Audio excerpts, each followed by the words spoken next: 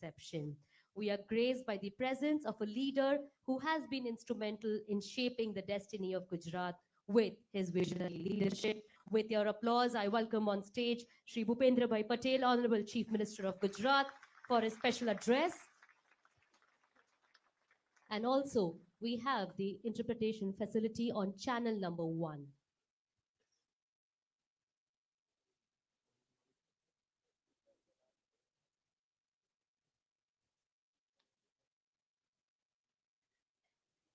Vibrant Gujarat global summit 2024 અંતર્ગત આયોજિત port-lead city development સેમિનારના ઉદ્ઘાટન સત્રમાં આપણી સૌની સાથે મંચ ઉપર ઉપસ્થિત કેન્દ્રીય મંત્રી શ્રી સર્બાનંદ સોનેવાલજી, નેધરલેન્ડના એમ્બેસેડર શ્રી મરીશા ગોરાર્ડ્સ, મુખ્ય સચિવ શ્રી રાજકુમારજી, મુખ્ય અગ્ર સચિવ શ્રી કૈલાસનાથનજી, ગુજરાત મેરીટાઈમ બોર્ડના ચેરમેન શ્રી SS રાઠોડ, અધિક મુખ્ય સચિવ MK દાસ, કેન્દ્રીય સચિવ શ્રી રાજેશ સિન્હા, GMBના CEO Shri Rajkumar Beniwal, global CEO APM terminal Shri Keith Svendsen, દેશ વિદેશથી પધારેલા સૌ ઉદ્યોગ જગતના મહાનુભાવો, પ્રેસ મીડિયાના થલ સેના તથા નૌસેનાના અધિકારીશ્રીઓ, પ્રેસ મીડિયાના મિત્રો, સૌને મારા નમસ્કાર. ગુજરાતમાં વાઇબ્રન્ટ થઈ રહી છે એવું લાગે છે ને?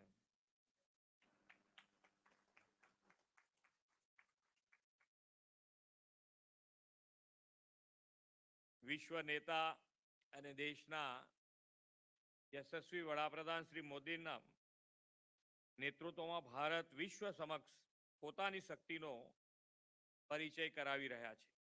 આદરણીય વડાપ્રધાનશ્રીના વિઝનથી space, science, security, startup, skill development અને સસ્ટેનેબલ ઇન્ફ્રાસ્ટ્રક્ચરના વિકાસ દ્વારા ભારત ખૂબ જ ઝડપથી 5મી મોટી અર્થવ્યવસ્થા બન્યું છે. ભારતના 5મા મોટા અર્થતંત્ર બનવાની યાત્રા વિશ્વ માટે ઉદાહરણ બની છે. સમગ્ર વિશ્વ વડાપ્રધાનશ્રીના વિઝનથી પ્રભાવિત થયું છે. વડાપ્રધાનશ્રીએ દેશના પોટેન્શિયલને સુગ્રોથિત બનાવવા પર ભાર મૂક્યો છે અને એના પરિણામ સ્વરૂપે અનેક ક્ષેત્રોને અકલ્પનીય વિકાસ થયો છે. પોર્ટ્સ તેમાંનું એક મહત્વનું ક્ષેત્ર છે. ગુજરાત તો દેશના સૌથી લાંબો 1600 કિલોમીટર દરિયા કિનારો ધરાવતું રાજ્ય છે.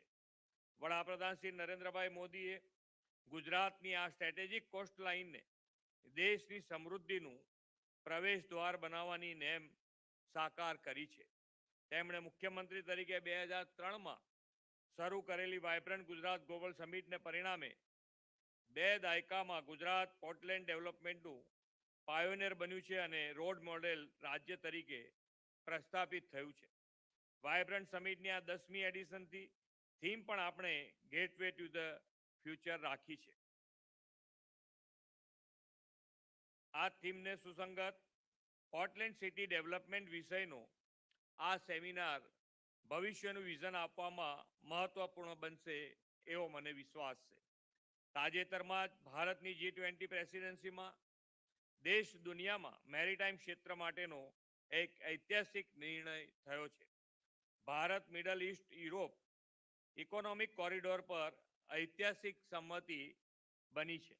વડાપ્રધાનશ્રીના આ વિઝનરી પ્રયત્નના પરિણામે ભારતનો પોર્ટ્સથી પ્રોસ્પેરિટીનો નવો ઇતિહાસ રચાશે. પોર્ટ્સ ફોર પ્રોસ્પેરિટી અને પોર્ટ્સ ફોર પ્રોગ્રેસના વિઝનથી દેશમાં પોર્ટ અને પોર્ટ્સ બેઝડ ઇન્ડસ્ટ્રીઝ નવી દિશા મળી છે. પોર્ટ્સની આસપાસના નાના શહેરોનો પણ વિકાસ થાય અને તે શહેરો દેશના આર્થિક વિકાસના કેન્દ્રો બને તે નીડ ઓફ ધ અવર છે. ગુજરાતનો તો દરિયાઈ માર્ગ વેપાર વાણિજ્યનો ભવ્ય ઇતિહાસ રહેલો છે. લોથલ પ્રાચીન ભારતમાં બંદરની સાથે સાથે તેની નગર રચના માટે પણ જાણીતું પ્રોસ્પેરિંગ પોર્ટ સિટી હતું. તેવી જ રીતે ધોળાવીરા ઉત્તમ નગર રચનાનું ઉદાહરણ છે. ગુજરાત પાસે વિશાળ દરિયા કિનારો છે અને મેજર માઇનોર મળીને દેશમાં સૌથી વધુ 49 પોર્ટ છે. ગુજરાત કાર્ગો હેન્ડલિંગ ક્ષમતામાં દેશમાં અગ્રેસર છે. તો દેશનો લગભગ 39% જેટલો કાર્ગો ગુજરાતના બંદરો પર હેન્ડલ થાય છે.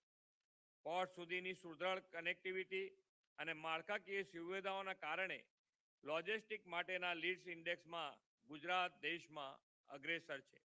દેશની મેરીટાઈમ હિસ્ટ્રીને દર્શાવતું મ્યુઝિયમ વડાપ્રધાનશ્રીની પ્રેરણાથી લોથલ ખાતે નિર્માણાધીન છે. ભારતના સામુદ્રિક વારસાનું જતન કરીને પ્રથમ પ્રાચીન પોર્ટ તરીકેની લોથલની ભવ્યતા અને મહત્વના વર્તમાનના સમયમાં આ મ્યુઝિયમ ઉજાગર કરશે. પોર્ટ્સની કેપેસિટી વધારવાની દિશામાં પોર્ટ સિટી અને ગ્રીનફિલ્ડ પોર્ટ્સ વિકસાવવાની સાથે રાજ્ય સરકાર હાલના પોર્ટ્સનું એક્સપાન્શન અને અપગ્રેડેશન પણ કરવાની દિશામાં કામ કરી રહી છે. બંદરોનો વિકાસ થશે તેમ તેમ તેની આસપાસના લોકોનો વસવાટ પણ વધશે તે વાત સ્પષ્ટ છે. ગુજરાત દેશમાં 5મું સૌથી વધુ શહેરી ગીચતા ધરાવતું રાજ્ય છે અને શહેરીકરણના ક્ષેત્રમાં અનેક બેન્ચમાર્ક પ્રસ્થાપિત કર્યા છે. પોર્ટલેટ સિટી ડેવલપમેન્ટ દ્વારા બંદરોની નજીકના શહેરોમાં સસ્ટેનેબલ ઇન્ફ્રાસ્ટ્રક્ચરના વિકાસથી વાઇબ્રન્ટ ઇકોનોમી ધરાવતા શહેરોનો વિકાસ થાય તે દિશામાં આપણે વડાપ્રધાનશ્રીના માર્ગદર્શનમાં આયોજનબદ્ધ રીતે આગળ વધી રહ્યા છીએ. અમૃતકાળની આ પહેલી વાઇબ્રન્ટ સમિટમાં પોર્ટલેટ સિટીઝના વિકાસ માટે આ સમિટની વિવિધ ચર્ચાઓ દરમિયાન પોર્ટ સિટીઝના વિકાસ માટેનું મંથન થશે. આદરણીય વડાપ્રધાનશ્રી બ્લુ ઇકોનોમીની મુખ્ય પ્રાધાન્ય આપી રહ્યા છે. આ સેમિનારની ચર્ચાઓ દ્વારા બ્લુ ઇકોનોમીને વેગ મળશે તેવો મને વિશ્વાસ છે. વડાપ્રધાન શ્રી નરેન્દ્રભાઈના નેતૃત્વ અને માર્ગદર્શનમાં અમૃતકાળમાં વિકસિત ભારતનું નિર્માણ કરવામાં પોર્ટ ક્ષેત્ર ખૂબ જ અગત્યનો ભાગ ભજવશે એમ હું સમજુ છું. આ સેમિનાર સાચા અર્થમાં સમુદ્ર મંથન અને સમુદ્ર સમૃદ્ધિથી દેશને વૈશ્વિક સમૃદ્ધિ તરફ લઈ જવાનો રોડ મેપ તય કરશે એવા વિશ્વાસ સાથે વિરમું છું. ભારત માતા કી જય. વંદે માતરમ. જય જય ગરવી ગુજરાત.